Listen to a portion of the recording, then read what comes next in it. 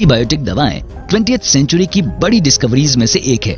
आपने भी कान या गले के इन्फेक्शन के लिए एंटीबायोटिक्स का इस्तेमाल जरूर किया होगा। दुनिया भर में लगभग 20 डोजेज प्रतिदिन प्रति 1000 लोगों को प्रेस्क्राइब की जाती हैं। तो एंटीबायोटिक्स होती क्या है? ये दवाओं का एक ग्रुप होता है जिनका इस्तेमाल बैक्टीरिया के कारण होने वाले इन्फेक्शन के ट्रीटमेंट में किया जाता है। इनका इस्तेमाल किसी दूसरी बीमारी के इलाज के लिए नहीं किया जा सकता, यानी कोल्ड्स और फ्लू जैसे वायरसेस का ट्रीटमेंट एंटीबायोटिक से नहीं किया जा सकता।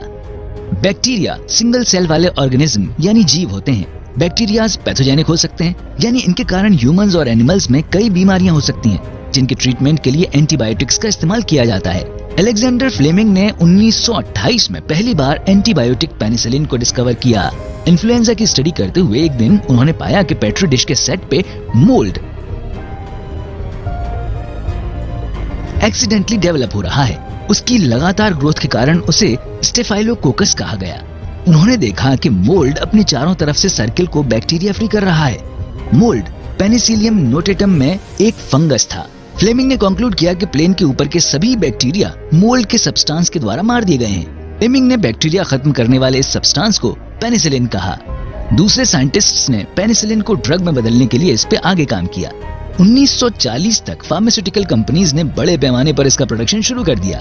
तो क्या आप जानते हैं कि बड़े पैमाने पर एंटीबायोटिक्स का उत्पादन कैसे किया जाता है? एंटीबायोटिक्स बनाने के 3 मेथड्स हैं: नेचुरली, सिंथेटिक और semi synthetic.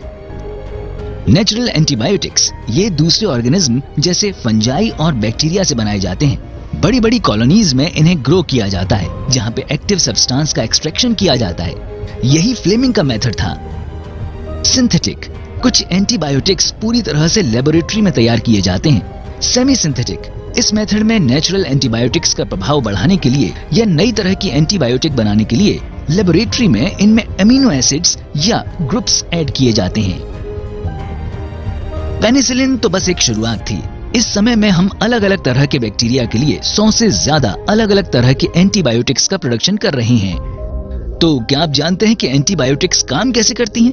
Antibiotics bacterial cells के खास हिस्सों में अपना असर दिखाती है। ह्यूमन सेल्स को बिना नुकसान पहुंचाए हुए ये बैक्टीरियल इन्फेक्शन को रोकती है। ये 2 तरह से किया जाता है। एंटीबायोटिक्स बैक्टीरिया को रिप्रोड्यूस होने से या तो रोकती है या फिर उसे मार देती है। बैक्टीरिया के अंदर होने वाले सर्टेन मेटाबॉलिक या केमिकल प्रोसेसेस को रोक के एंटीबायोटिक्स ऐसा कर पाती हैं। फॉर एग्जांपल, ये प्रोटीन सिंथेसिस, डीएनए रेप्लिकेशन या सेल वॉल्स के ब्रेकडाउन को रोकती हैं। वायरसेस छोटे ऑर्गेनिज्म नहीं होते, इसलिए उनमें मेटाबॉलिक प्रोसेस नहीं होता। यही कारण है कि एंटीबायोटिक्स का इस्तेमाल वायरसेस के अगेंस्ट नहीं किया जा सकता।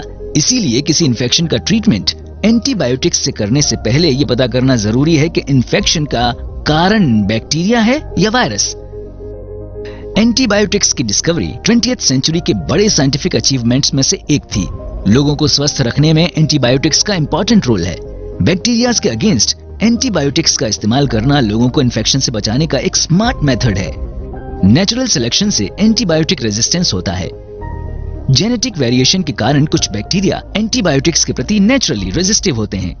ये बैक्टीरिया सरवाइव करने के साथ साथ खुद को रिप्रोड्यूस करते हैं और रेजिस्टेंस को एक दूसरे को पास भी करते हैं। इस तरह बैक्टीरिया का पूरा ग्रुप एंटीबायोटिक के प्रति रेजिस्टेंट हो जाता है। साइंटिस्ट्स लगातार उन एंटीबायोटिक्स को डिस्कवर करने की कोशिश कर रहे हैं जो बैक्टीरिया के रेजिस्टेंस को डोमिनेट कर सके। खैर, एंटीबायोटिक रेजिस्टेंस का कारण जानने के लिए और एंटीबायोटिक्स के इफेक्टिवनेस को प्रिजर्व करने की भूमिका निभाने में ये कैसे मदद कर सकता है, ये जानने के लिए आप एंटीबायोटिक्स रेजिस्टेंस का हमारा वीडियो देखें। तो इस वीडियो में हमने जाना कि एंटीबायोटिक्स क्या है और वो काम कैसे करते हैं। तो अब आगे से किसी को एंटीबायोटिक्स प्रेस्क्राइब करने से पहले इन्फेक्शन का कारण चेक कर लीजिएगा।